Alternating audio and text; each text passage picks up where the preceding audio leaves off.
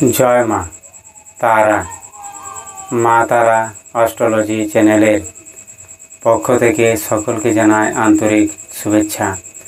আজকে আমি আলোচনা করতে চলেছি বৃশ্চিক রাশির জাতক এবং জাতিকাদের বাড়িতে ভূত প্রেত থাকার লক্ষণ। যদি আপনারা এই লক্ষণগুলি দেখতে পান অবশ্যই সতর্ক হন।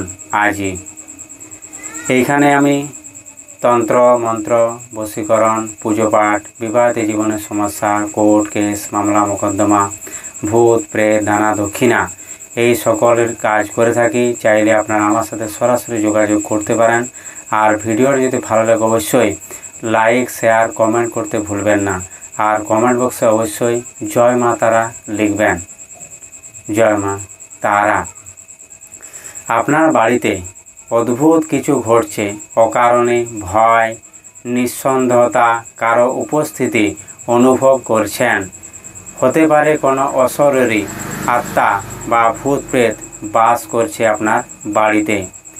ভূত প্রেত মানে হলো যাদের মৃত্যু অস্বাভাবিক দুর্ঘটনাজনিত বা আত্মহত্যাজনিত, মৃত্যুর পর যদি মুক্তি না পায় তবে সে একটি স্থানে আটকে যায় বা বন্ধ হয়ে যায়।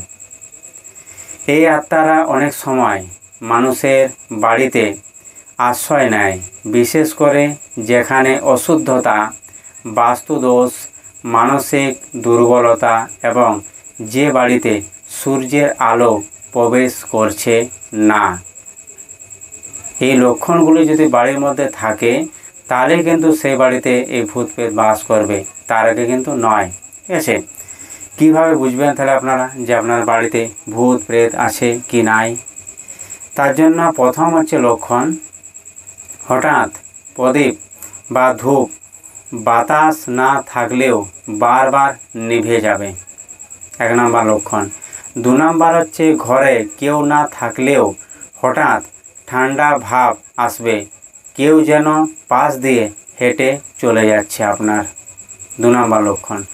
3 নম্বর লক্ষণ হচ্ছে কান পাতলে শব্দ অনুভব করবেন একটা কিছুর, 3 নম্বর। 4 নম্বর হচ্ছে কারো হাঁটার শব্দ, দরজা ঠকঠক, কান্নার আওয়াজ বা হাসির আওয়াজ। এরকম কিন্তু কেউ নেই, তা মনে হবে যে এরকম কিন্তু আমি অনুভব করছি যে কেউ কাঁদছে কেউ হাসছে, এরকম কিন্তু অনুভব হবে অবশ্যই। ঠিক আছে। 5 নম্বর লক্ষণ হচ্ছে কুকুর বা বিড়ালের আচরণ পরিবর্তন, ঘেউ ঘেউ করে সে লুকিয়ে পড়ছে। তারপরে লক্ষণ হচ্ছে ঘুমের মধ্যে কেউ জেঁকে ধরছে বা নড়াচড়া করতে পারছেন না, এইভাবে অবশ করে দিচ্ছে। কেউ হয়তো আপনার পাশে শুয়ে আছে কিন্তু তাকে আপনি জাগাতে পারছেন না বা ডাকতে পারছেন না। তারপরের লক্ষণ হচ্ছে জিনিসপত্র নিজের থেকে নিচে পড়ে যাচ্ছে বারবার। আয়নায় নিজের ছায়া ছাড়া অন্য কারো অস্পষ্ট কোনো ছায়া আপনার উপর পড়ছে।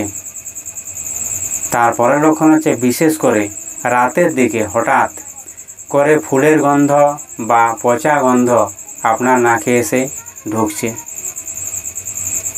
তারপরের লক্ষণ হচ্ছে আপনি একা ঘুমোচ্ছেন, মনে হচ্ছে পাশে কেউ বসে আছে বা কেউ হাঁটছে, কেউ বা আমার মাথা সিধা নেই কেউ দাঁড়িয়ে আছে, এরকম যদি আপনি অনুভব করছেন তাহলেও।